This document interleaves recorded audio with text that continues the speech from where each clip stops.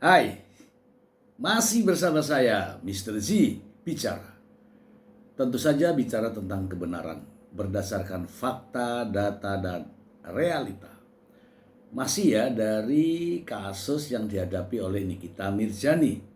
Sebagaimana telah kita ketahui bersama bahwa permohonan kasasi Nikita Mirzani ditolak oleh Mahkamah Agung. Dan Mahkamah Agung menguatkan dari putusan banding Pengadilan Tinggi DKI Jakarta dengan vonis sama 6 tahun dan 1 miliar rupiah.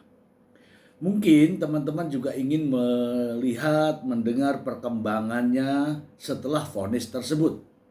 Sampai saat ini belum ada informasi pernyataan dari sang pengacara. Katanya sih sang pengacara belum mendapatkan lampiran terkait putusan tersebut. Namun demikian, saya ingin membacakan kepada teman-teman semua bahwa Nikita Mirzani jelas ya, karena putusan bandingnya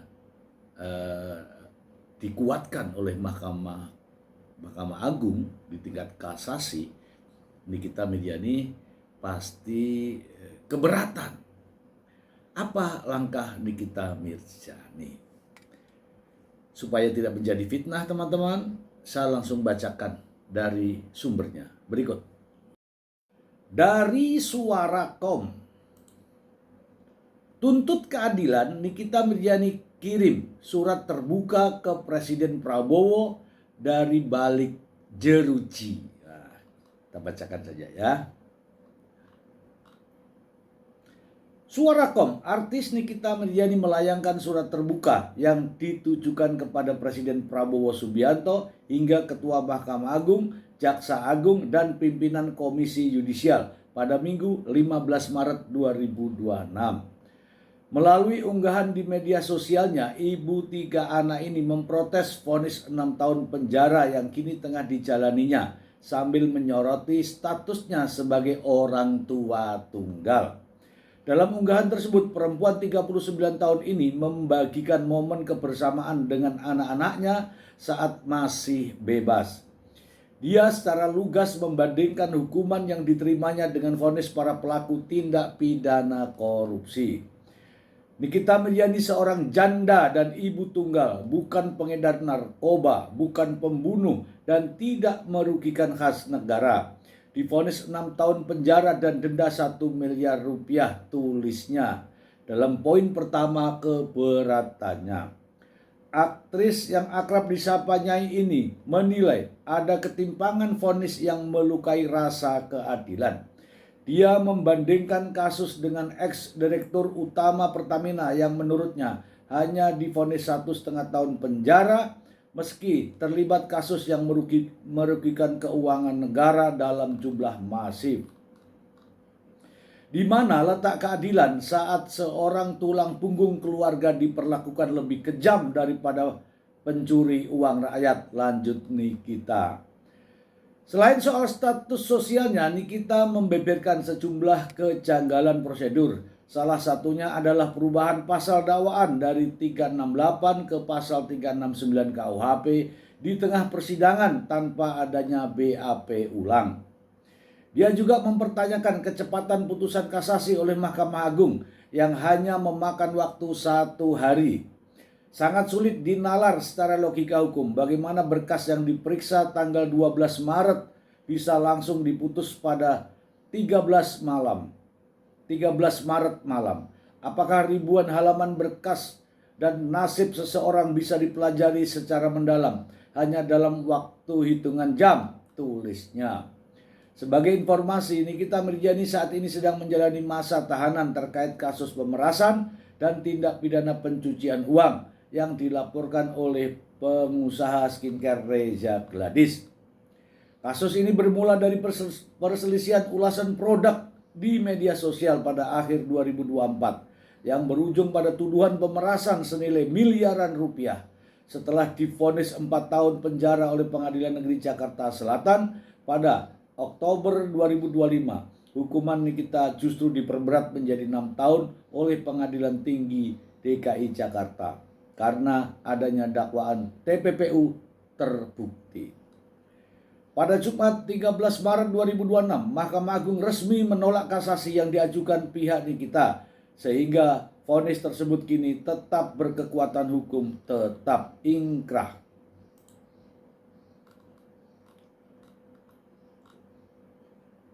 Menutup surat terbukanya, Nikita meminta para penegak hukum untuk menggunakan hati nurani, terutama mengingat masa depan ketiga anaknya. Apakah kalian tidak takut memberikan nafkah kepada keluarga kalian dari hasil menjalimi seorang ibu dari 3 anak yang masih kecil? Nikita Mirzani bukan ancaman bagi negara. Menghancurkan hidupnya berarti menghancurkan masa depan anak-anaknya yang tidak berdosa. Pangkasnya. Oke? Kita bahas. Nah, teman-teman ya, saya sudah bacakan semuanya. Itu adalah bentuk kekecewaan Nikita Mirzani ya. Kekecewaan terhadap penegak hukum. Kekecewaan terhadap penegakan hukum.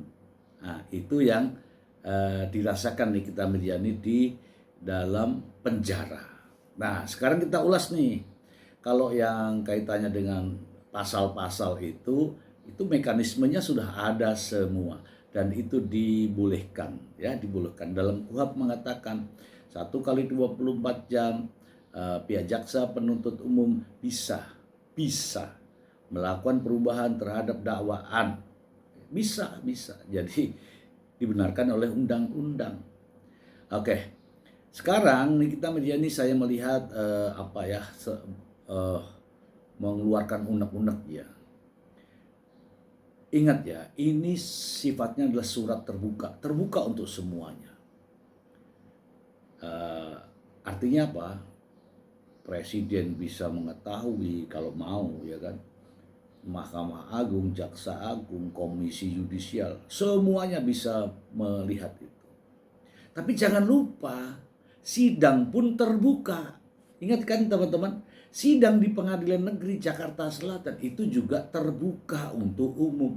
Dan bagaimana Anda bisa melihat sikap dan perilaku Nikita Mirzani kala di sidang. Dan teman-teman juga bisa melihat bagaimana para fan-nya bersikap. Itu harus dilihat dong, karena terbuka juga. Ya, seperti menunjuk-nunjuk jaksa, kemudian ya Anda lihat menye-menye. Bahkan dalam peradilan tersebut sama persis ya, disiarkan secara terbuka, diberikan kesempatan yang sama. Saksi dihadirkan, tersangka dipersilahkan untuk bertanya, pihak pengacaranya juga demikian. Saksi berhak menjawab. Oke, 1. Ya, saksinya juga bukan hanya 1. Kemudian yang berikutnya, ada ahli di sana. Oke ya. Ada alat bukti. Oke. Terbuka semuanya, terbuka. Oke ya. Kemudian kesempatan yang sama pun diberikan kepada Nikita Mirzani untuk menghadirkan ahli, untuk menghadirkan saksi, sama. Kemudian di saat tuntutan jaksa dibacakan, bagaimana tanggapan Nikita pada saat pledoi? Anda semua bisa melihat bahasanya itu masih ada semua. Bahkan ada kalimat yang mengatakan bahwa jaksa-jaksa itu baru sarjana semua. Artinya tidak menghargai dong sarjananya jaksa-jaksa itu. Disuruh sekolah lagi ke Amerika, ke ini. Anda bisa melihat semuanya. Proses persidangan itu secara terbuka. Dan saya meyakini hakim-hakim di Pengadilan Tinggi DKI Jakarta dan hakim-hakim di Pengadilan Negeri Jakarta Selatan, kemudian Mahkamah Konstitusi, kemudian Hakim Kasasi juga, semuanya melihat terbuka bagaimana sikap dan perilaku Nikita Mirzani kala itu. itu, gitu loh. Nah sekarang kalau sudah ada vonis sedemikian rupa, saya kira kalau dikatakan cepat karena mereka melihat, nggak perlu belajar, karena melihat saja udah kelihatan. Bahkan masyarakat umum yang nonton secara langsung maupun tidak langsung pun mengetahui, pastilah dapat menyimpulkan itu. Itu ya teman-teman ya, sudah bisa menyimpulkan. Artinya janganlah berbicara sekarang tentang diri kita, tetapi lihatlah apa yang kita lakukan. Ya, hakim bukanlah membenci, jaksa bukan menuntut karena orangnya. Ada pengacara yang melakukan pembelaan di sana. Hakim memutuskan karena apa?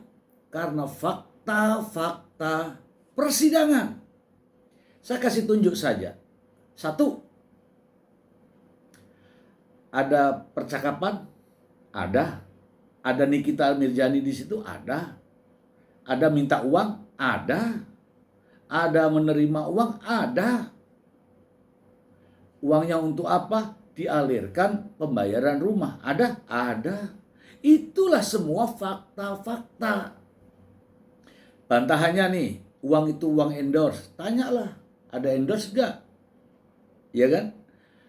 Kemudian katanya uang itu uang cuma-cuma. Ada nggak uang cuma-cuma 4 miliar? Katanya uang itu uang kerjasama. Ada apa tidak? Kalau tidak ada, tidak bisa membantah. Itulah fakta-fakta persidangan. Mau dengan dalil apapun, fakta-faktanya inilah yang harus dibantah. Teman-teman, ini fenomena ya, karena persidangan begitu terbuka sehingga mengundang begitu banyak kontroversi. Ya, Anda juga bisa melihat sendiri kok. Flashback lah, melihat semua supaya kita ini tahu ya, bicara yang sebenarnya. Oke? Jadi teman-teman, apa yang harus Nikita Mirzani lakukan setelah adanya vonis itu? Vonis itu adalah rangkaian proses penegakan hukum.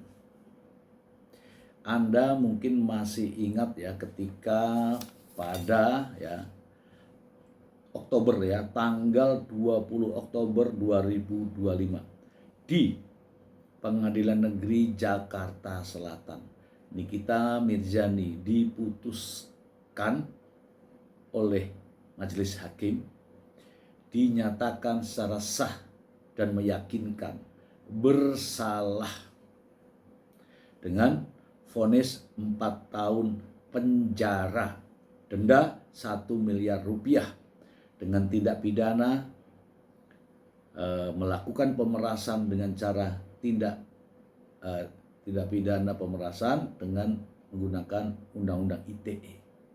TPPU-nya tidak ada. 4 tahun. Namun demikian, Nikita Mirzani di hadapan para awak media, termasuk di hadapan Anda semua itu, menyatakan banding. Setelah mengajukan banding, berbagai pernyataan keluar dan sebagainya.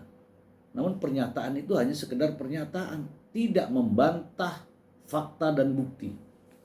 Kemudian tanggal 10 Desember 2025, terdakwa Nikita Mirzani dijatuhi vonis 6 tahun penjara, naik dari 4 tahun ke 6 tahun, naik 2 tahun. Karena apa? Terbukti secara sah dan meyakinkan melakukan pemerasan melalui undang-undang ITE dan juga TPPU, tindak pidana pencucian uang. Saya yakin Nikita Mirzani tahu itu, sehingga caranya agak berubah, agak berbeda dengan yang lain. Oke. Kemudian pada tanggal 13 Maret 2026 kemarin itu, Majelis Kasasi Mahkamah Agung menolak permohonan kasasi Nikita Mirzani, sehingga vonisnya tetap berpedoman pada putusan Pengadilan Tinggi DKI Jakarta terkait dengan banding. Bukan hanya Nikita Mirzani yang permohonan kasasinya ditolak, termasuk permohonan JPU, Jaksa Penuntut Umum, juga ditolak. Artinya menutup semua peluang, menutup semua peluang agar tidak kasasi antara terdakwa dan juga jaksa penuntut umumnya. Jadi dua-duanya ditolak, sehingga Nikita Mirzani divonis sama menguatkan putusan banding gitu ya. Dan ramailah media sosial, media massa menyampaikan itu, bahwa kasasi ditolak. Nikita Mirzani tetap menjalani vonis 6 tahun penjara dan denda 1 miliar rupiah. Kini justru tidak ada pernyataan apapun dari pihak kuasa hukumnya karena mungkin belum menerima surat salinan putusan. Tiba-tiba muncul pengakuan Nikita Mirzani dengan surat terbukanya melalui media sosial juga. Kalau itu tujuannya ke presiden, kalau itu tujuannya ke Jaksa Agung, ke Mahkamah Agung, ke Mahkamah Konstitusi, semua itu sudah melihat bagaimana Nikita Mirzani mengikuti proses persidangan. Sikap dan perilakunya terlihat semua di situ. Jalannya persidangan pun terlihat semua di situ. Bagaimana kronologisnya perkara itu juga terlihat di situ. Jadi sebaiknya karena ini semua adalah proses hukum, dijalani proses hukumnya. Divonis 4 tahun, banding, habis banding kasasi. Ini semua adalah proses hukum. Kalau pada akhirnya hanya membuat surat terbuka, saya rasa sia-sia. Ya kalau memang mau proses hukum nih, tingkat pertama, tingkat banding, kasasi, statusnya sudah ingkrah, ajukan PK. Kalau memang ada bukti baru. Kalau merasa dijolimi, ada endorse, ada sumbangan untuk anak-anak yatim, ada sumbangan untuk penerima dana sosial dan sebagainya, silakan dilakukan prosesnya. Bukan surat terbuka. Kalau surat terbuka ini kepada masyarakat, masyarakat pun juga tahu, baik pendukung maupun bukan pendukung, itu tahu semua. Jalannya itu tahu. Iya kan? Tahu semuanya bagaimana sikap dan perilakunya. Begitu ya. Nah, saya pribadi, saya bukan penggemarnya. Ingat ya, saya bukan penggemar. Ya. Saya tidak tahu banyak tentang Nikita Mirzani. Dan saya juga bukan pembenci Nikita Mirzani. Ya. Saya juga bukan penggemar daripada siapa itu pelapornya itu. Reza Gladys. Dan saya juga bukan pembenci Reza Gladys. Saya melihat dari kasusnya yang sudah kelihatan di depan mata pada saat persidangan. Makanya saya menganalisa. Jika saja, ini saya kasih tahu ya. Mohon maaf ya, saya kasih tahu. Jika saja Nikita Mirzani tidak memiliki karakter ngeyel, udah selesai nih perkara. Dan Nikita Mirzani tidak akan dihukum. Pertama, ketika dilapor ke polisi terkait bahwa Nikita Mirzani, kamu menerima uang dari Ismail dari Reza Gladys, benar atau tidak? Benar. Itu sah atau tidak? Menurut Nikita Mirzani sah, tapi menurut hukum itu tidak sah. Bagaimana? Mau dikembalikan atau lanjut? Misalnya seperti itu. Kembalikan, selesai. Tidak ada proses hukum. Itulah yang dinamakan restoratif justice. Peradilan di luar pengadilan, ya, yang bisa memposisikan kedua belah pihak tidak dirugikan. Aman sebenarnya itu.